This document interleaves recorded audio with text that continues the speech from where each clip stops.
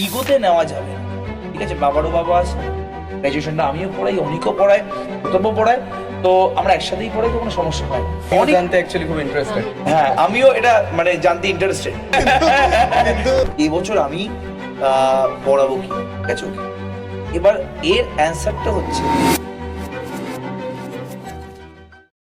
Hello and welcome to SSC Edu. তো আজকে আমাদের যে গেস্টরা আছে তারা আসার পেছনে অনেক কারণ আছে। যারা আমার চ্যানেলটা মোটামুটি ফলো করে তারা খুব ভালো করে জানে যে আমরা কিন্তু আগের বছরও এরকম একটা পডকাস্ট প্রায় জোর করেই করেছিলাম কিছু স্টুডেন্টদেরকে দিয়ে, এবং তার পেছনে কারণও আছে। কারণ আমরা এই অয়ন চক্রবর্তী ক্লাসেস বা এসএসসি এডু এই ইনস্টিটিউশন, আমরা কিন্তু শুধুমাত্র ম্যাথামেটিক্স গ্র্যাজুয়েশন বা 11-12 পড়াই না, বা 8-9-10-11-12 পড়াই না। আমরা কিন্তু তার সাথে সাথে একটা অল ইন্ডিয়া লেভেলের কম্পিটিটিভ এক্সাম যার নাম আইআইটি জ্যাম সেটাও পড়াই।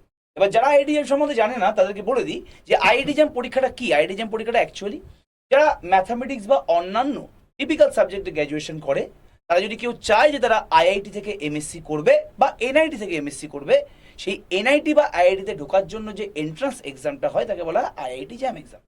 এবার এই আইআইটি জ্যাম এক্সাম আমরা লাস্ট 2 বছর ধরে পড়ানো শুরু করেছি। 2 বছর বললে ভুল হবে, অনেকদিন ধরেই আমরা প্রিপারেশন করছিলাম, বাট লাস্ট 2 বছরে আমরা এটাকে একদম ফ্রন্ট ফেসে এনেছি। এবং লাস্ট 2 বছরে আমাদের কাছে কিন্তু অনেক কৃতি ছাত্রছাত্রী যারা আইআইটি জ্যাম কোয়ালিফাই করেছে, সেরকম রেজাল্ট আছে। তো আগের বছর অলরেডি আমাদের কাছে 3 জন আইআইটিতে চান্স পেয়েছিল, 3 জন আইআইটি এবং একজন মেবি এনআইটি ছিল। তো তার জন্য পডকাস্ট করা হয়েছিল, তাদেরকে নিয়ে পডকাস্ট করা হয়েছিল। এবছর যেহেতু যারা কৃতি ছাত্রছাত্রী যাদের সামনে এক্সাম আছে, তো তাদেরকে আর ডাকিনি, তাদের র্যাঙ্ক করার পেছনে যাদের হাত আছে তাদেরকে আজকে নিয়ে এসেছি এবং সবার সাথে আজকে আমি পরিচয় করাবো। তার আগে বলে দিই, এখানে যারা যারা আছে তারা কিন্তু আইআইটি জ্যাম আমাদের এখানে পড়ায়, এবং তাদের জন্যই এই বছর আমাদের কাছ থেকে প্রায় 9 থেকে 10 জন লেস দ্যান 1000 র্যাঙ্ক করেছে, এবং 500-র ভেতরে প্রায় 3 জন র্যাঙ্ক আছে। মানে আমরা বলতেই পারি যে 3 জন স্টুডেন্ট আমাদের কাছ থেকে এবার আইআইটি কোয়ালিফাই করবে। তো সবার সাথে আগে পরিচয় করিয়ে দিই। সবার প্রথমে আমি বলবো আমাদের যে টিচার আছেন, প্রথম টিচার, তার নাম হচ্ছে অর্ণেশা দাস। আইআইটি বোম্বে থেকে সে এমএসসি পাশ করেছে, কিন্তু আমাদের কাছে কিন্তু আইআইটি জ্যাম পড়েনি, সে পড়েছে অন্য ইনস্টিটিউশনে, সেখান থেকে যে প্রিপারেশন নিয়েছিল, বাট আমাদের সাথে সে কিন্তু লাস্ট 2 বছর ধরে জুড়ে আছে। নেক্সট আমি পরিচয় করাবো হচ্ছে প্রতাপ স্যারের সাথে। প্রতাপ স্যার কিন্তু আগের বছর আইআইটি জ্যাম পড়িয়েছে, এবং আইআইটি জ্যামের লাস্ট 2 বছর ধরে র্যাঙ্ক তৈরি করার পেছনে যে কাণ্ডারি, তার এক কাণ্ডারিকে আমি প্রতাপ স্যার হিসেবে ধরতে পারি। এবং নতুন আমাদের সাথে জয়েন করেছেন তিনি হচ্ছে অনিক স্যার। অনিক আমার সাথে অনেক দিন আগে থেকে পরিচিত। অনেক বর্তমানে পিএইচডি করছে দিল্লি ইউনিভার্সিটি থেকে, এবং সেই পিএইচডি করার সাথে সাথে সে কিন্তু পিএইচডি স্টুডেন্টদেরও গাইড করে। এই জিনিসটা আমি শুনে নেব যে পিএইচডি পড়ার সাথে সাথে কী করে পিএইচডি স্টুডেন্টকে গাইড করছে, এটা আমার জানার খুব ইচ্ছা আছে। এবং অনেক কিন্তু ম্যাথামেটিক্সে অনেক কনসেপ্ট, অনেক হাই লেভেলের কনসেপ্টের অধিকারী, এবং 3 জনের মধ্যে যখন কথাবার্তা হয় তখন আমি একটু অন্যান্য ঘরে চলে যাই, বিকজ আমার অনেক কাজ থাকে, এবং এদের যে হাই লেভেলের ডিসকাশন তার পার্ট আমি এই মুহূর্তে হতে চাই না। তো আজকে শুনে নেবো সবার কাছ থেকে। সবার প্রথমে অনিককে দিয়ে শুরু করছি। অনিক আমাদের সাথে এই বছর জয়েন করেছে, এবং আমাদের আইআইটি জ্যামের যে টিমটা আছে সেটা কিন্তু আরো আরো আরো স্ট্রং করছে, প্রায় ডবল স্ট্রং হয়ে গেছে অনিক আসাতে। তো অনিক প্লিজ একটু নিজের ব্যাপারে বল যে তুই কে, তুই কি করিস, তুই কত বছর ধরে কম্পিটিটিভ প্রিপারেশনের লাইনে আছিস, এবং সেটা নিয়ে সবাইকে একটু বল একটু। অয়নদা, তুমি তো আমাকে অনেক থেকেই চেনো। এমএসসি পড়াচ্ছি তুমি জানো, ক্যালকাটা ইউনিভার্সিটিতে এমএসসি পড়াচ্ছি প্রায় 2019 সাল থেকে, এবং তার মাঝখানে আমি পিএইচডিতেও জয়েন করেছি, বিভিন্ন প্রজেক্টও করেছি, এখনও পিএইচডি রিসার্চ চলছে, আরও আছে। আমার মেন এক্সপিরিয়েন্সটা সিএসআইআর নেটেরই। আমি সিএসআইআর নেট পড়াচ্ছি, এবং আমি 2019 সাল থেকে বলতে পারো এখনও এবং আগামী সালগুলোতেও আমি প্রতি বছরই 2টো করে এক্সাম হয়, এবং 2টো এক্সামে আমি নিজেও এক্সামটা দিই। ফলে ফার্স্ট হ্যান্ড এক্সপিরিয়েন্স অ্যাকচুয়ালি যে এক্সাম হলে স্টুডেন্টদের কি হয়, বা কীভাবে স্টুডেন্টরা প্রিপারেশন নিলে এক্সাম হলের ওই টেনশনটার মধ্যে তারা জিনিসটাকে অ্যাটেন্ড করতে পারে এবং ভালো র্যাঙ্ক করতে পারে, এই জন্য সিএসআইআর নেট আমার পড়ানো। কিন্তু অবশ্যই এমএসসি পড়ানোর পাশাপাশি নেট পড়ানোটা আমার কাছে একটু কন্ট্রাডিক্টারি, কারণ আমি এমএসসি পড়াই একরকমভাবে, যারা আমার কাছে এমএসসি পড়েছে, অনেক দিন ধরে পড়েছে, তারা ভালো করেই জানে যে আমি কীরকম কনসেপ্ট দিয়ে এমএসসি পড়াই। আর যারা নেট পড়ছে, এমএসসি পড়ার পরে নেট পড়েছে, তারাও জানে যে আমি নেটে কীরকম পড়াই। তো দুটো একদমই লিঙ্কড হলেও অ্যাকচুয়ালি আলাদা। তো এখানেও যে এই যে জ্যামের ব্যাচটা শুরু হতে চলেছে, যেটা প্রায় আমি তোকে জোর করেই রীতিমতো রিকোয়েস্ট করে আমি তোকে জ্যামের ব্যাচটা পড়াচ্ছি, কারণ তুই জ্যামের ব্যাচ পড়াতে চাসনি প্রথম কথা। এক্স্যাক্টলি, আমি এখনো চাই না, কিন্তু पॉडकास्ट से बाहर निकालो, पॉडकास्ट से बाहर निकालो, उसको नहीं चाहता वो आईआईटी जब पढ़ाना। जग जोश से चलो बोलो। আচ্ছা, ব্যাপারটা হচ্ছে কি, আইআইটি জ্যামে যে জিনিসগুলোকে ইন্ট্রোডিউস করতে হবে বা যেভাবে পড়ানো হয়েছে, সেখানে সেটাকে আর কি নতুন কি নিয়ে আসা যেতে পারে বা কতটা ভালো করা যেতে পারে, সেই জন্যই তুমি আমাকে অ্যাজ এ কোঅর্ডিনেটর চুজ করেছো বলে ঠিক আছে। আমি এখানে সিএসআইআর নেট, আমাদের আইআইটি জ্যাম বলো বা টিআইএফআর এর কনসেপ্ট বলো, বা যেগুলো অ্যাকচুয়ালি আইআইটি স্টুডেন্টদের হেল্প করবে এবং যারা আইআইটি প্রিপারেশন নিচ্ছে বা যারা বিএসসি প্রিপারেশন কমপ্লিট করেছে বাট স্টিল তাদের মনে হচ্ছে যে না, কনসেপ্টটা বোধহয় ঠিক নেই, হয়তো আমি জ্যামের জন্য নই, তো তাদেরকে জ্যামে ইন্ট্রোডিউস করা এবং তাদেরকে একটা আইআইটির মতো রাস্তায় পৌঁছে দেওয়া, আলটিমেটলি তারাই পৌঁছাবে, কিন্তু যেই গাইডটা করা, সেটা আমার মনে হয় যে একটা নতুন জব আমার কাছে, এবং আমার কাছে একটা টাফ জবও বটে, ঠিক আছে। তো আমি চেষ্টা করবো সেটা করার, এবং দেখি আমার স্কিলগুলো নিয়ে তো আরও আলোচনা হবে, কি করে এগুলোকে ইমপ্লিমেন্ট করা যায় এখানে, বা বাকিরা কি বলছে সেগুলো আমরা শুনবো, দেখা যাক কি হয়। হোপ ফর দ্য বেস্ট, অবশ্যই ভালো হবে। আচ্ছা, নেক্সট আমি বলবো যে আমি বলতে চাই যে প্রতাপের ব্যাপারে, আমার মনে আছে যে লাস্ট বছর আমি আর প্রতাপ দুজনে মিলে শুরু করেছিলাম, তখন অন্বেষ আমাদের সাথে জয়েন করেনি। তো লাস্ট বছর আমার এই গ্র্যাজুয়েশন পড়ানো বা এই হিউজ নাম্বার অফ যে 11-12 পড়ানোর পেছনে আমি আইআইটি জ্যামে সেই পরিমাণ সময় না দিতে পারছিলাম না, স্বাভাবিক ব্যাপার স্যাপার। রাত্রিবেলা সারাদিনে 5-6টা পড়ানোর পরে রাত্রিবেলা গিয়ে আমার হাঁপ উঠে যাচ্ছে এরকম পরিস্থিতি। তখন প্রতাপ আমাদেরকে মারাত্মক হেল্প করেছে, মানে সিরিয়াসলি বলতে এর আগের ব্যাচ আমি যদি বলি, একদম প্রথম ব্যাচ, এবং আগের ব্যাচে তো প্রচুর হেল্প করেছি, তখন অন্বেষে জয়েন করে গেছে, বাট প্রথম ব্যাচে আমাকে প্রতাপ কিন্তু হেভি হেল্প করেছিল। মানে প্রতাপ একাধারে এই আইআইটি জ্যামটাকে পুরোপুরি সামলেছিল। তো আমার এক্সপিরিয়েন্সের থেকে, আমার তো একটা হিউজ পড়ানোর এক্সপিরিয়েন্স আছে, 10-12 বছর হয়ে গেল, বাট তার থেকে ওই আইআইটি জ্যামের যে এক্সপিরিয়েন্সটা, সেটা কিন্তু প্রতাপ আমার সাথে এখানে বেশ ভালোভাবেই নিয়েছে। তো প্রতাপের মুখ থেকে আমি শুনে নেবো যে প্রতাপ, এই যদি 2 বছর ধরে ফুল ফ্লেজেড আইআইটি জ্যাম পড়াচ্ছিস, এতে তোর নিজের কি ডেভেলপমেন্ট এসছে, এবং তুই এই আইআইটি জ্যামটা নিয়ে কি ভাবিস, এবং তুই অ্যাকচুয়ালি কে, এটা একটু যদি আমাদের ভিউয়ার্সকে জানা, আমাদের স্টুডেন্টদেরকে জানা যে প্রতাপ মণ্ডল স্যার অ্যাকচুয়ালি কে, এবং প্রতাপ মণ্ডল স্যার এখন কি করে, এটা নিয়ে একটু বিস্তারিতভাবে তুই একটু বল। ওকে, একসাথে অনেকগুলো কোয়েশ্চেন আমার কাছে চলে এলো। আর বললেন আমি কে বা আমি কি করি সেটা আমি পরে বলছি, তার আগে যেটা বলা উচিত তার যেটা মেনশন করলো, যে প্রথম যখন আমরা শুরু করেছিলাম 2023 সালে, 2023 সালে যখন প্রথম আমি এখানে, তখন আমি আইআইটি জ্যাম পড়াতাম না। তখন আমি বিভিন্ন ছোট ছোট ব্যাচ গাইড করতাম, আস্তে আস্তে আইআইটি জ্যাম পড়ানোর পর্যায়ে এলাম, অর্থাৎ 2024 সাল প্রথম আমরা 2024-এই পড়াই। তো সেইখানে মানে অবশ্যই একটা নতুন এক্সপিরিয়েন্স ছিল যে হ্যাঁ আইআইটি জ্যাম পড়াবো, ঠিক আছে, মানে স্টুডেন্টদেরকে গ্র্যাজুয়েশন লেভেলে গাইড করা বা কনসেপচুয়াল বিভিন্ন দিকে গাইড করার চেয়েও আইআইটি জ্যাম পড়ানোটা ইন সাম সেন্স কোথাও গিয়ে ডিফারেন্ট। সেইটা একটা মানে নতুন এক্সপিরিয়েন্সের মতো, সেটার জন্য প্রকৃতিত্বই স্যারের, কারণ স্যার এই প্ল্যাটফর্মটা দেয় যেখানে মনে হয় যে না এতগুলো স্টুডেন্ট আছে, চলো পড়াই দেখি, সাম সেন্স এরকম। তো হ্যাঁ, মানে সেখানে আমাদের দুজনের এফোর্ট একটা দেওয়ার আমরা চেষ্টা করি তরফ থেকে। তার আউটকাম সবাই জানে, যারা আগের বছরের ভিডিও দেখেছে তারা অফকোর্স জানে যে আমরা কথা বলছিলাম। আইআইটি একটা 35 জনের ব্যাচ থেকে না, তার চেয়েও বড় কথা যেটা আমি মেনশন করতে চাইবো, যে একটা ব্যাচ সবাই জানে এটা অফকোর্স এখনকার দিনে, যে একটা ব্যাচে 200 জন, 335 জন, মানে 100 জনই ডাজন্ট ম্যাটার করছে যে একটা লাইভ ক্লাসে কতজন জয়েন করছে। আর যদি স্যারও খুব ভালো করে জানে, আমার সাথে এগ্রি করবে, যদি 2024 ব্যাচটা দেখি, লাইভ ক্লাসে আমার এখনো মনে আছে জয়েন করতো গুনে 8 থেকে 10 জন, এবং এই 8 থেকে 10 জনের মধ্যে যদি আমি দেখি যে 4 জন বা 5 জন আমাদের কাছে আইআইটিয়ানস এবং এনআইটিয়ানস, তো সেইটা আমাদের কাছে খুব বড় ব্যাপার ছিল। আমি আর স্যার ছিল, মানে রেজাল্টের পর সবার প্রথম আলোচনা না, মানে আমি আর প্রতাপের কোনো আইডিয়াই ছিল না যে এই জিনিসটা হতে পারে। আমরা ভেবেছিলাম যে অল ওভার দ্য ইন্ডিয়াতে এত বড় বড় ইনস্টিটিউট আছে, সেখানে আমাদের কাছ থেকে আমরা এক্সট্রা কি করে ফেলবো, মাঝে মাঝে হয় না যে নিজের আমরা ক্যাপাবিলিটিকে ডাউট করে ফেলি, but on the other hand প্রথম কথা আমি নিজের ক্যাপাবিলিটিকে ডাউট করে ফেলেছিলাম, এবং আমি প্রতাপের ক্যাপাবিলিটিকে ডাউট করে ফেলেছি। নিজের ক্যাপাবিলিটিকে কেন ডাউট করেছিলাম, কারণ এই জায়গাটা আমি ঘষছি 2018 সাল থেকে নিজের ইনস্টিটিউট বানাই, তখন থেকে ঘষছি আমি এই জায়গাটা। তো এখানে আমার এক্সপিরিয়েন্স আছে। আমি আইআইটি জ্যাম এক্সাম দিয়েছিলাম, আমার 434 র্যাঙ্ক ছিল, বাট তখন 434 র্যাঙ্কে কোনোদিন আইআইটি পাওয়া যেত না, 2016 সালের কথা আমি বলছি। তো আমি ঘষেছি, আমি ওই আইআইটি জ্যামের জন্য একদিনও পড়িনি, বাট আমি জানি এক্সামটা যে কি হচ্ছে কি না হচ্ছে, এবং স্টুডেন্টদের নিয়ে এতদিন ঘষছি। এবং সামহাও প্রতাপের মধ্যে ইনবর্ন ট্যালেন্টটা আছে যে ভাই ও না পড়াতে পারে, স্টুডেন্টের পালসটা বুঝতে পারে। তো প্রতাপ যে বললো যে 8 জন 10 জন থাকে, প্রতাপ এটা মেনশন করছে না যে ওই 8 জন 10 জন থাকে কিন্তু যখন রাত 1:30টার সময় ক্লাস করাতো, হ্যাঁ এটা একটা ব্যাপার। তখন 8 জন 10 জন, ব্যাপারটা মেনশন করতে হবে যে যখন স্টার্ট করছি তখন 10:30 বা 11টায়, তখন 15-16 জন আছে, লাস্টে গিয়ে 8-10 জন। এবং আমি তো বলবো ওই 35 জনের মধ্যে 4 জন না, অ্যাকচুয়ালি 15-16 জনের মধ্যে। ঠিক।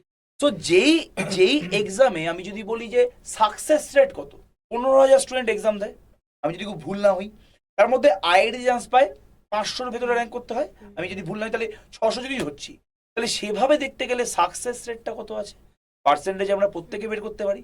আমি যদি 600/15,000 করি, কত হচ্ছে একটু তাড়াতাড়ি করতে, আমি তো মাথা থেকে ভাট করে বেরিয়ে পার্সেন্টেজে গেলাম। আমরা খুবই কাঁচা পাই। হ্যাঁ, পার্সেন্টেজে মারাত্মক কাজা, যদিও আইডিএমে পার্সেন্টেজ আসে না, বাই দ্য ওয়ে এটা বলে দিচ্ছি একটু আমি।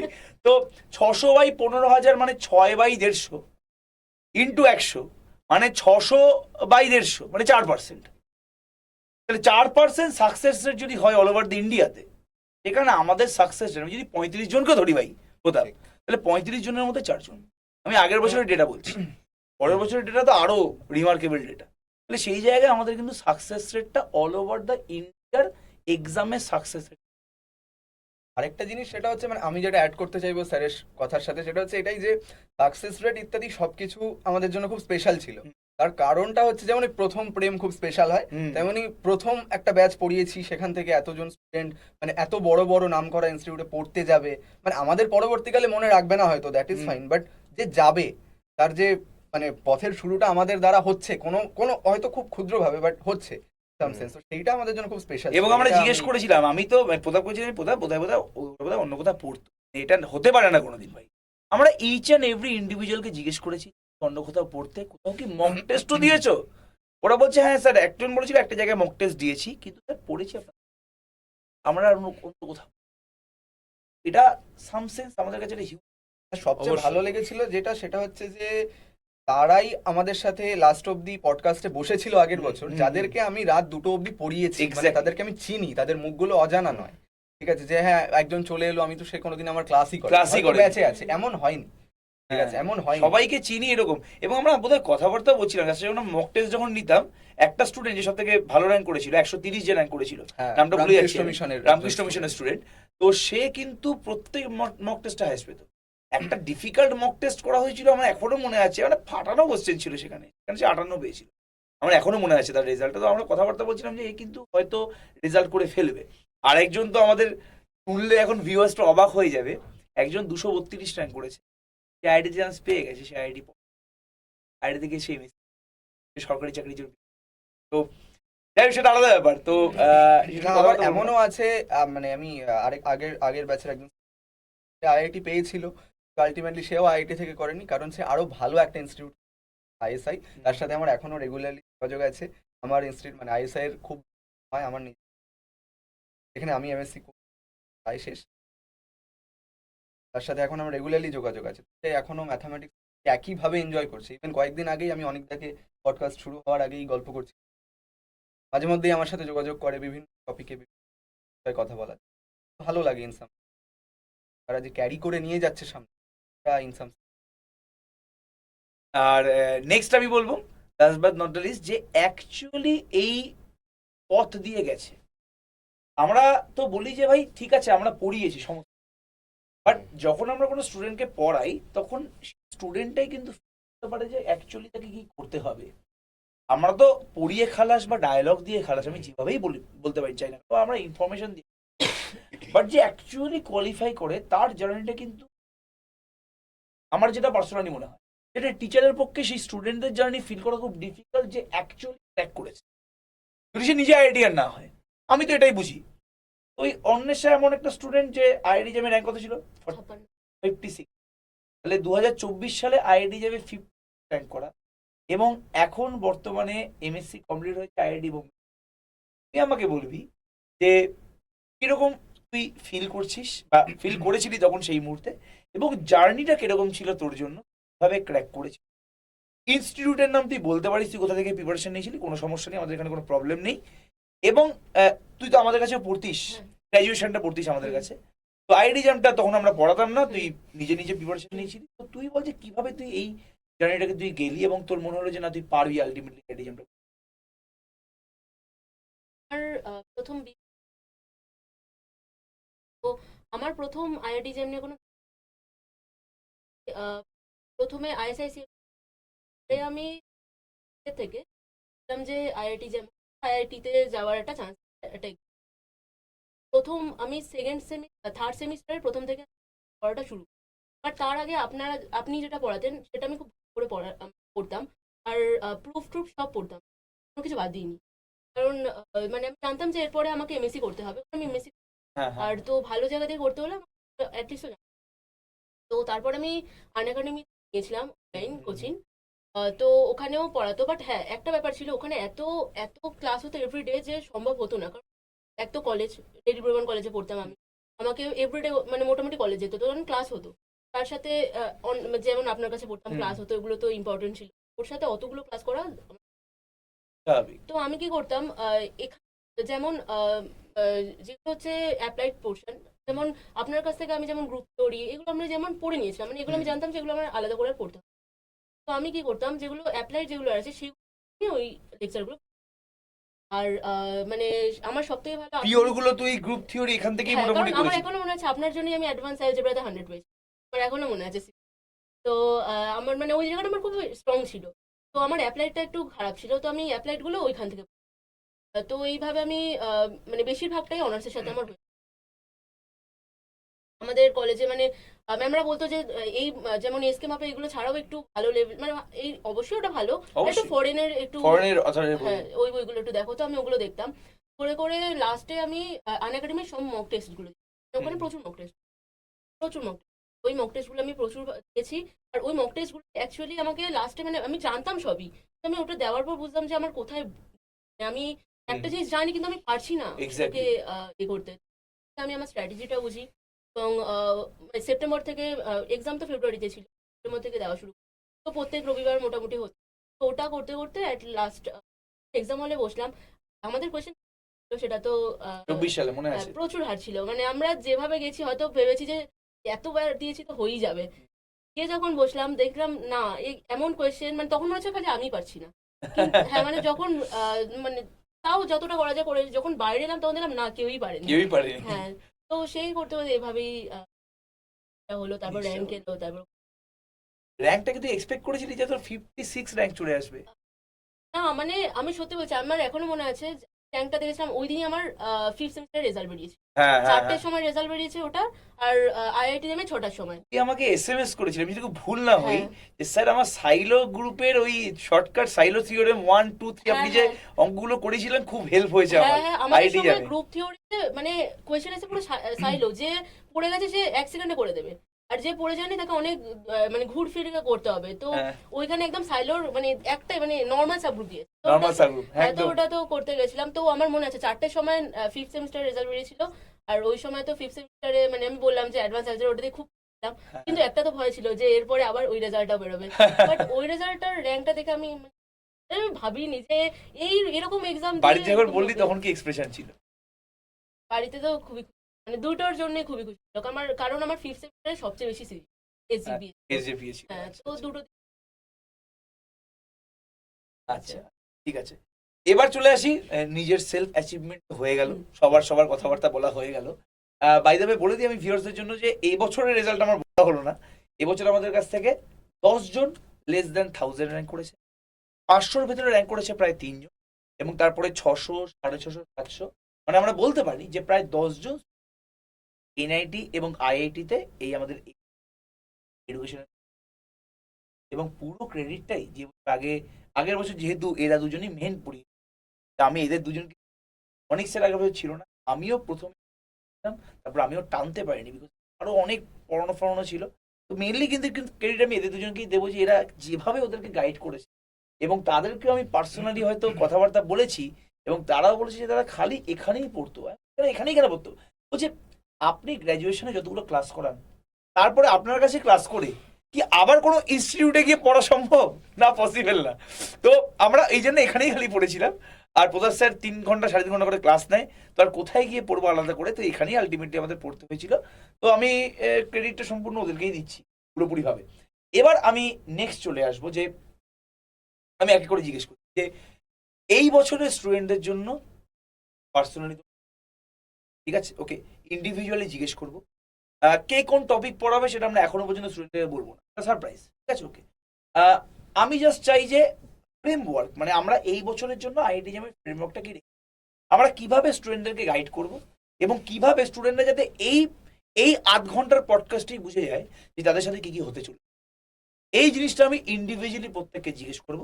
এবং সবার আগে আমি শুরু করব অনিকের থেকে, কারণ অনেক বাদ বাকি দুটো টিচারের থেকে বেশি এক্সপিরিয়েন্সড। এই জন্য আমি ভাবছি যে অনেকের মাঝে কিছু হয়তো আছে যেটা আমিও জানি না। তো আমিও অনেক, জানতে অ্যাকচুয়ালি খুব ইন্টারেস্টেড। হ্যাঁ আমিও এটা মানে জানতে ইন্টারেস্টেড। এবং অনেক 1 2 3 4 করে একদম পরপর পরপর স্টেপ বাই স্টেপ আমি ভিডিও এডিটরকে বলবো যে 1 2 3 4টা যাতে কমেন্ট মানে ভিডিও স্ক্রিনে যাতে ওঠে, ঠিক আছে। যে 1 নম্বর আমরা কি করব, 2 নম্বর 3 নম্বর 4 নম্বর যাতে প্রতিটা স্টুডেন্ট দেখতে পায় ভিডিওতে। তো অনেক আমি ওভার টু ইউ, আমি চাইছি বলিস একটু। না না, দেখো পরিকল্পনাটা খুবই সহজ। ফার্স্ট অফ অল অবশ্যই কনসেপ্টই, আমরা কনসেপ্টে গুরুত্ব দেবো এবং 100% গুরুত্বটাই সেখানে দেবো। আমি যেটা শুরুতে বললাম যে এখানে আমরা যেটা করব সেটা হচ্ছে কনসেপ্টের পাশাপাশি কোশ্চেন অ্যাটেম্প করাটা, এটা আমাদের শিখতে হবে। কারণ দেখো আমি এতগুলো পরীক্ষা তো প্রতি পরীক্ষা নিজে দিই, আমি ফার্স্ট হ্যান্ড এক্সপিরিয়েন্স করি, যে স্টুডেন্ট থেকে জানি না যে তারা কি এক্স্যাক্টলি এক্সাম দিল। আমি নিজে যখন এক্সামে বসি তো আমি যেটা ফিল করতে পারি, দেখো একটা ধরো কাউকে একটা 5x5 ডিটারমিনেন্ট দিয়ে দিল, একটা ম্যাট্রিক্স দিল ডিটারমিনেন্ট বার করতে, একটা সিম্পল এক্সাম্পল। তো আমি ওই 5x5 ডিটারমিনেন্টটা সলভ করতে যাচ্ছি এবং আমি আমার গুরুত্বপূর্ণ পরীক্ষার টাইমের মধ্যে থেকে 15 মিনিট দিয়ে আসছি, তাহলে অ্যাকচুয়ালি আমি কিন্তু পরীক্ষাতে পিছিয়ে পড়ছি। মানে এটা বুঝতে হবে, মানে কোশ্চেন যে ছাড়তে পারার ক্ষমতা, এটা বুঝতে হবে যে কোন কোশ্চেনগুলো ছাড়ার, কোন কোশ্চেনগুলো করার এবং কোন কোশ্চেনগুলো একবারেই করার। তো সেটা হচ্ছে অবশ্যই এই কোশ্চেন চেনার ক্ষমতাটা আমার মনে হয় সবার আগে, যে কোনো, এটা শুধুমাত্র আইআইটি জ্যাম বলবো না, এনি কম্পিটিটিভ এক্সাম, যে কোনো কম্পিটিটিভ এক্সাম হতে পারে, সেই কম্পিটিটিভ এক্সামে সবার আগে এটা জরুরি যে কোশ্চেন কোনটা করা উচিত। কারণ সব কোশ্চেন করার জন্য থাকে না, কিছু কোশ্চেন প্রভোকিং থাকে যেটা তোমাকে অনেকটা সময় খেয়ে নেবে এবং আলটিমেটলি তোমাকে কিচ্ছু দেবে না। তো প্রথমে সেই কোশ্চেনগুলো চেনার একটা ক্ষমতা তৈরি করতে হবে। তার জন্য যেটা আমি ভেবেছি সেটা হচ্ছে টিউটোরিয়াল ক্লাস নেওয়া। শুধুমাত্র কনসেপ্ট পড়ানো মানে ক্লাস নিলাম আমি আটকাচ্ছি। তাহলে প্রথম 1 নম্বর হচ্ছে টিউটোরিয়াল ক্লাস। এটা টিউটোরিয়াল ক্লাস সম্বন্ধে বলছি যে what is tutorial class actually. Exactly. তো টিউটোরিয়াল ক্লাসে হবে কি, টিউটোরিয়াল ক্লাসে আমরা করব হচ্ছে কোশ্চেন অ্যাটেম্প কি করে। আমরা অনেকগুলো কোশ্চেন দেব, সেই কোশ্চেনগুলো নিয়ে ডিসকাস করব যে এই কোশ্চেনটাকে আমি অ্যাটেম্প করার চেষ্টা করছি, তাহলে আমি এইভাবে অ্যাটেম্পটা করলাম। এবার স্টুডেন্টরা কিভাবে অ্যাটেম্প করছে, স্টুডেন্টরা কেউ বললো যে ঠিক আছে আমি এইভাবে আরেকভাবে অ্যাটেম্প করতে পারি, কিন্তু সেটা কতটা টাইম টেকিং সেটা আমাদের অ্যানালাইজ, যে আদৌ কি সেটা খুব বেশি হেল্পফুল, যে আমি যখন ওই অ্যাপ্রোচটাতে যাব তখন কি আমি খুব তাড়াতাড়ি অঙ্কটা করতে পারবো নাকি করতে পারবো না। 2024 শর্টলিস্ট করে যায় কেউ ভালো, আর হয়তো এই জন্যই আমি আমার র্যাঙ্কটা হয়তো, কারণ আমিও খুব একটা আমিও খুব একটা করি। তো আমার মতে শর্টট্রিক্স সময় অবশ্যই কাজে লাগে। তার পেছনে আগে যেমন বললাম, তার পেছনে কারণটা জেনে কেন হচ্ছে, কিভাবে অ্যাপ্লাই করা হয় সেটা তো অবশ্যই, মানে আমার মতে একটা শর্ট ট্রিক্স বলে দিলাম, হ্যাঁ সেটাতে কোনো লাভ নেই, তোমার তার পেছনে কারণ অবশ্যই জানতে হবে। মানে খালি মুক্ত করে গেলে কিছু না হবে না না, না, অসম্ভব, এটা ইম্পসিবল। এটা একটা ব্যাপার। সেকেন্ড, টিউটোরিয়াল যেটা বলছিল, টিউটোরিয়াল সত্যি আমি আমার নিজের অভিজ্ঞতা থেকে বলছি, আইআইটি জ্যাম মানে খালি আমি আইআইটি জ্যামের কোশ্চেন করবো না, আমি তার সাথে আইএসআই, সিএমআই, টিআইএফআর, আইজার দেখবো যে কি আছে, এমনকি সিএসআই নেট গেটও দেখি কতটা, আমার যতটা সিলেবাস আছে ততটা অবধি করি। কারণ হতে পারে যে ওই কোশ্চেন কেউ দিয়ে দিল, মানে প্রফেসর হতেই পারে দিয়ে দিল, তো ওর জন্য টিউটোরিয়াল যত কোয়েশ্চেন করা যায় করছি, ঠিক আছে, কিন্তু আমি কি অ্যাপ্লাই করতে পারছি সেটা আমাকে আগে দেখতে হবে। সেই জন্য যত কোয়েশ্চেন করা যায় তত ভালো, নিজে থেকে, মানে আমরা যেটা দিচ্ছি ঠিক আছে, বাট নিজে থেকে নিজেও একটা বই খুলে করতে বসে তারই ভালো হবে আমার মতে। কোয়েশ্চেন প্র্যাকটিস খুবই।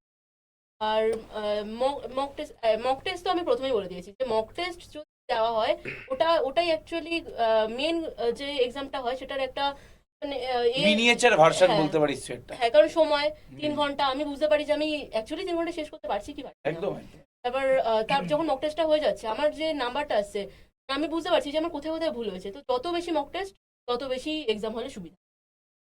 আর আরেকটা হচ্ছে যেটা আসছে কোয়েশ্চেন চয়েস করা।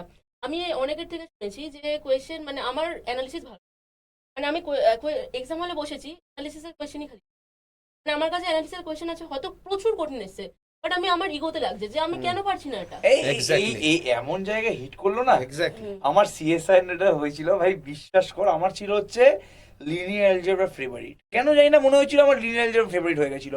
কারণ কেন ফেভারিট কেন হয়েছিল? বিকজ সিএসআই ওখান থেকে ইজি কোশ্চেন, সিম্পল কথা বলতে, প্রচুর ওয়েটেজ আছে, এখনো বোধহয় আছে, আমি লাস্ট 3-4 বছর এখনো দেখিনি, আছে আছে বাট লিনিয়ার অ্যালজেব্রা আমার ফেভারিট ছিল এক বছর থেকে। 2019 সালের জানুয়ারির যেটা না সরি জুনের যেটা পরীক্ষা আছে, 2019 সালে, হ্যাঁ 18 সালে ভুলে যাচ্ছি এবারটা, লিনিয়ার অ্যালজেব্রা দিয়েছে ঘুরিয়ে। এবার আমার তো ফেভারিট লিনিয়ার অ্যালজেব্রা, আর আমি সবসময় আগে এমএসকিউ দিই। বাই দ্য ওয়ে সবসময় আমি বলে দিই আগে জিনিসটা, এটা ওদের কাছ থেকে পারমিশন নিয়ে আমি বলবো না, কারণ আমি জানি আগে শুরু করবে এমএসকিউ, আগে জ্যামে শুরু করবে এমএসকিউ। এটা আমি জানি না যে অনেক তুই ব্যাপারটাতে একমত হবি কিনা। আমার মনে হয় জিনিসটাতে আমি যেটা ফিল করেছি, আমি আমার থট প্রসেসটা বলে দিই, হয়তো আলাদা হতেও পারে। মোর দেন ওয়ান অপশন কারেক্ট, এই অ্যাপ্রোচটা আমি মানে আমার জন্য হেল্প করে। মোর দেন ওয়ান অপশন কারেক্ট আমি আগে অ্যাপ্রোচ নিই, ঠিক আছে? কারণ আমি জানি আমার মাইন্ড তৈরি হয়ে যায় যে এখানে আমাকে মোর দেন ওয়ান অপশন কারেক্ট করতে হবে। মোর দেন ওয়ান অপশন কারেক্ট করার পরে আমি যখন এমসিকিউতে আসি, আমার কনফিডেন্স লেভেলটা ডবল হয়ে যায়। আমি কেন জানি না, কারণ আমার মনে হয় যে ভাই এই এমসি কোশ্চেন এসছে, আমাকে এখান থেকে একটাই ঠিক মারতে হবে, আমার বাদ বাকিগুলো ঠিক হচ্ছে না ভুল হচ্ছে ম্যাটার করছে না। তো ফ্রেশ ব্রেনটাতে আমার কেন যেন মনে হয়, ফ্রেশ ব্রেনে আমি এমএসকিউটাকে আমি এনএডি সবার লাস্টে করবো, ওটাই বলে। মানে আমার এটা মনে হয় জিনিসটা। হ্যাঁ। বাট হতেই পারে যে সবার জন্য দেখ সবকিছু একদম। হয় না একদম। জিনিসটা। আর এমসিকিউ তো নেগেটিভ মার্কিংও থাকে, হ্যাঁ, MCQ তে ঠিক। নেগেটিভ মার্কিং এমসিকিউ সবচেয়ে ক্রুশিয়াল জায়গা, হ্যাঁ। যেটা সবার খুব ভেবে চিন্তে একটা জায়গা অ্যাটেম্প করা থাকলে সেটা হচ্ছে সরি এমসিকিউ। তো ও একদম পিন পয়েন্ট হিট করলো, আমার এটা হয়েছিল লিনিয়ার অ্যালজেব্রা। ভাই আমি লিনিয়ার অ্যালজেব্রা পাচ্ছি না, আমাকে তো ফাটিয়ে করতেই হবে এটাকে। এটা করতে করতে করতে টাইপ ওখান বেরিয়ে গেছে। Exactly. ইগোতে নেওয়া যাবে না, ঠিক আছে? বাবারও বাবা আছে, তোমার জন্য কোশ্চেনটা নয় সেই বছরের লিনিয়ার অ্যালজেব্রা পাণ্ডিত্য ফলাও না কেন, তোমার জন্য নয়। বাট একটা টপিক যদি কঠিন করে দেয়, আমার মনে হয় হুম। যে পরীক্ষার প্যাটার্নটাই এরকম হ্যাঁ। যে কোনো না কোনো টপিকের কোশ্চেন Easy আসবে। তো ইগো না নিয়ে ভাই চলো আমি বেরোই, এবার লিনিয়ার অ্যালজেব্রা থেকে বেরোই, আমি অন্য টপিকের দিকে ফোকাস করি, আমার এটা আজকে আমার জন্য, আজকে আমার দিন নয়। তো খুব ভালো জায়গায় হিট করেছে। আমি যেটা বললাম যে এক্সপিরিয়েন্সটা কিন্তু তোর কম না, এক্স্যাক্টলি। তোর এক্সপিরিয়েন্স সব থেকে বেশি, এবং তুই এই জায়গাগুলোতে হিট করলি যেটা আমরা কিন্তু সবাই ভুলে গেছি, ঠিক আছে? ভাই তুমি কিছু বলতে চাস আর যদি কিছু? আমি ওটাই বলবো যে ওই একটা টপিকের ওপর হচ্ছে না মানে ঠিক আছে ছেড়ে দিই, মানে ওটার ওপর অনেকক্ষণ 15-20 মিনিট দিয়ে লাভ নেই, ওটাকে ছেড়ে পরেরটাই দেখি। মানে আমাকে যেমন বলেছিল আমার কোয়েশ্চেন হার্ড ছিল, কিন্তু আমার ব্যাপারটা ছিল যে আমি প্রথমে পড়ে নিই প্রত্যেকটা কোয়েশ্চেন, মানে 1-2 মিনিট দেখে নিই, হচ্ছে তো করে নিই, না হচ্ছে ছেড়ে দিই, সঙ্গে সঙ্গে একদম। ছেড়ে দিই, একদম একদম। পুরোটাকে দেখে নিই, 100%। দেন আবার আসি আমি ঘুরে ফিরে, যে তো ওর মধ্যেও তো আমার কিছু কোয়েশ্চেন আছে যেগুলো হাফ করেছিলাম, সেগুলোকে ফুল করি, কিন্তু এরকম না যে যেটা হচ্ছে না তার পেছনে বসে। একদম। ঠিক। তো এই জিনিসগুলোকে একটু দেখতে হবে, আদারওয়াইজ মানে টাইম চলে যাবে। এই একটা Exactly. কোয়েশ্চেনের উপর করতে হতে তার র্যাঙ্ক তো আসবেই না। যে কোনো কম্পারেটিভ এক্সামে আমার যেটা মনে হয়, আশা করি স্ট্র্যাটেজিক্যাল বিষয়গুলো মাথায় রেখে চলা খুবই ইম্পর্টেন্ট। মাত্র কনসেপ্ট, শুধুমাত্র শর্ট ট্রিক্স, মানে যদি মানে ওইরকম Exactly. মনোপলি জাতীয় কিছু হয়, শুধুমাত্র অঙ্ক শিখে কিছু কম্পিটিটিভ করা এক্সাম যাবে যাওয়া না। যাবে না। Exactly. একেবারে না। আমার এই পডকাস্টের মূল মোটো এটা, হুম। আমার পডকাস্ট সফল হয়ে গেছে এখানে, যে পুরো মূল মোটো এটা যে শুধুমাত্র সাবজেক্ট শিখে you can not crack competitive, ঠিক। You have to build a strategy. And তুমি যদি নিজের স্ট্র্যাটেজি বিল্ড করতে না পারো, এমন একজনকে স্ট্র্যাটেজি বিল্ড করতে দাও যে এই ব্যাপারে এক্সপিরিয়েন্স। তো আমাদের কাছে এরকম 3 তো এটা নিয়ে চিন্তা করার দরকার নেই। অনেক লাস্ট একটু বল যে না, আমি অন্বেষার কথাগুলোতে একদমই 100%ই এগ্রি করছি, কারণ আমি নিজে তো ব্যক্তিগতভাবে প্রত্যেকটা পরীক্ষা, ফলে আমি নিজে ব্যক্তিগতভাবে রিয়েলাইজ করেছি, যেমন সিএসআই এর নেটে বলো রিয়েল অ্যানালিসিস এবং লিনিয়ার অ্যালজেব্রা ম্যাক্সিমাম থাকে, এটা জ্যামেও রিয়েল অ্যানালিসিস প্রতাপ বললো প্রচুর। তো এখানে এই জিনিসটা একটা থাকে, যেটা ইগো ক্ল্যাশের ব্যাপার থাকেই, যে আমি করেছি মানে আমি করবই, ঠিক আছে? কারণ আর মানুষের কাছে আর কোনো অপশন নেই, ঠিক আছে? তো সেই জায়গাতে গিয়ে অ্যাকচুয়ালি তোমার কনসেপ্ট এবং বোধ তোমার যে নলেজটা, যে শর্ট ট্রিকগুলো, যে আনসারগুলো জানো, সেগুলো তোমার কাজে লাগে। কারণ অ্যাকচুয়ালি যখন একটা কোশ্চেন কঠিন হয়, একটা টপিক কঠিন হয়, তখন তোমার বাকি টপিক কিন্তু ইজি হয়। সেই ইজি টপিকগুলোকেও কিন্তু অ্যাটেন্ড করতে হয়। ফলে শুধুমাত্র বায়াসড হয়ে একটা কিছুই পড়বো এবং সেটাই পড়বো তা নয়। আর আমার এখানে আর একটা বিষয়ও বলার ছিল, সেটা হচ্ছে বলতে পারো একটা আর একটা স্টেপের মধ্যেই পড়ছে। এটা হচ্ছে যে এমসিকিউ অ্যাটেন্ডের বিষয়ে, দেখো এই জিনিসটা আমি প্রথমে নিজে ব্যক্তিগতভাবে রিয়েলাইজ করিনি। এটা অনেকটা আমার সিনিয়রের কনসেপ্ট, কেউ আমার সাথে রিসার্চ করছে, সেও প্রচুরবার এক্সাম দিয়েছে এবং তার একটা বক্তব্য আমার খুব ভালো লাগে। সেটা হচ্ছে যে আমরা কোশ্চেনটাকে খুব প্রায়োরিটি দিই, কিন্তু আমরা অপশনগুলো থেকে প্রায়োরিটি দিই। অপশন এলিমিনেশন, অপশন এলিমিনেশন, ওটাই আমি বলতে যাচ্ছিলাম, যে অপশনগুলোকে প্রায়োরিটি দিই না। এবার অপশনগুলো অনেক সময়তে এমনই থাকে যেগুলো ডামি অপশন হয়। এই 4টে অপশন আমার কাছে দেওয়া রয়েছে, তার মধ্যে হয়তো দুটোর কোনো ভ্যালুই নেই, ঠিক আছে? কারণ আমি সিএসআইআর একটা কোশ্চেন দেখেছি, মানে এই কোশ্চেনটা ধরো 3 বছর আগে এসেছিল। কোশ্চেনটা নিয়ে প্রচুর কন্ট্রোভার্সি হয়েছিল। ইভেন ওই কোশ্চেনটাতে নাম্বার দেওয়া হয়নি প্রথমে, তারপরে কেস ঠোকা হয়েছিল। সেই কেসটা করেও ছিল আমার সিনিয়র। সেই কোশ্চেনটা এতটাই কঠিন ছিল, যদি থিওরিটিক্যালি দেখা হয়, সেটা অ্যানালিসিস ওরিয়েন্টেডই একটা কোশ্চেন, পলিনোমিয়ালের ইন্টিগ্রেশন নিয়ে। তো কিন্তু আলটিমেটলি যদি সিম্পল পলিনোমিয়াল হিসাবে আমি কনস্ট্যান্ট পলিনোমিয়াল কনসিডার করতাম বা জিরো পুট করে দিতাম, তাহলে 3টে অপশনই কেটে যেত। সেইটা অ্যাকচুয়ালি অনেকেই অ্যাপ্লাই করেন। ফলে এখানে এই জিনিসটাও ইমপ্লিমেন্ট করতে হবে যে কোশ্চেন অ্যাটেম্প কি করে করব, ঠিক আছে? কারণ অনেক জায়গাতে, যেমন ডিফারেন্সিয়াল ইকুয়েশন, আমরা বলছি যে ডিফারেন্সিয়াল ইকুয়েশন সলভ করার জন্য ডিফারেন্সিয়াল ইকুয়েশনের মেথড বা রুলস বা থিওরি আমরা জানছি, কিন্তু অনেক সময়তে হয় যে ডিফারেন্সিয়াল ইকুয়েশনের যে এমসিকিউটা আছে, যে অপশনগুলো আছে, অপশনগুলো পুট করলেই জিনিসটা স্যাটিসফাই হয়ে যায়। একদম। ফলে সেই ক্ষেত্রে গোটা জিনিসটা করা অবশ্যই টেকনিক্যালি রং। লিনিয়ারের ক্ষেত্রে তো হয় না, n রয়েছে, n না করে ওখানে যদি 1 N 2 এর জায়গায় one two বসিয়ে আমরা বসিয়ে often দেয়। এই টেকনিকটা ইউজ করি হ্যাঁ। মেইনলি সিএসআইআর নেটে। মানে সিএসআইআর নেটের কোয়েশ্চেনগুলো অধিকাংশ ক্ষেত্রেই আমাদেরকে অপশন এলিমিনেশন করেই করতে হয়। একদম। আর যেহেতু আমরা জ্যামের এই থ্রু আউট প্রিপারেশনে ম্যাক্স টু ম্যাক্স, মানে আমরা জ্যামের কোয়েশ্চেন তো সলভ করবো, অন্বেষা যেটা বললো শুধু জ্যামের কোয়েশ্চেন এক্স্যাক্টলি যেটা আমি ভেবেছি, আমি ওকে থামাচ্ছি, সেটা হচ্ছে আমি ভেবেছি যে এই যে টিউটোরিয়াল ক্লাসে যেটা অন্বেষা বললো, সেটাই যে টিআইএফআর, এনবিএইচএম, যে কোশ্চেনগুলো স্ট্যান্ডার্ড কোশ্চেন, সেই কোশ্চেনগুলো নিয়ে ডিসকাশন কর। কারণ আমি এত এক্সাম তো দিই প্রতিবার রেগুলার, কারণ নিজেকে আমি চাই যে এক্সপ্রেস করতে, যে আলটিমেটলি আমি পড়াতে কতটা ভালো পাচ্ছি। কারণ নিজে পরীক্ষা দিলে সেটা বোঝা যায় একদম যে আমি কি করেছি। একদম একদম। ফলে আমি তো দেখতে পাই যে এমন অনেক কোশ্চেন আছে যেটা টিআইএফআর একবার এসেছে, এনবিএইচএম একবার এসেছে, সিএসআইআর নেটেও আছে, ঠিক আছে? অপশনটা একটুখানি মডিফাই করা হয়েছে। তো এই ব্যাপারগুলো একটা খুব গুরুত্বপূর্ণ একটা প্রসপেক্ট রাখে এখানে। তো সেগুলোকেও আমাদের দেখতে হবে। আর ওই যে তখন আমি বললাম যে কোশ্চেন ছাড়া, যেটা ও বললো ইগো, এক্স্যাক্টলি ওই জিনিসটা আমাদের অবশ্যই এটাই হচ্ছে। এবার লাস্ট আমি এটা পডকাস্টে বাইন্ড করতে হবে, ঠিক আছে? এই হোক, একটা বড় পডকাস্ট হয়ে গেছে আমাদের, তা তো বটে। বাট আমার মনে হয় যে কথাবার্তাগুলো ফ্রুটফুল এবং সবার ভালো লাগবে।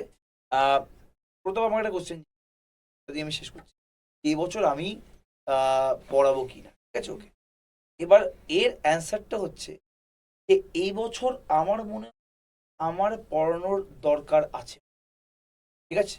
কেননা 3জন টিচার, ঠিক আছে?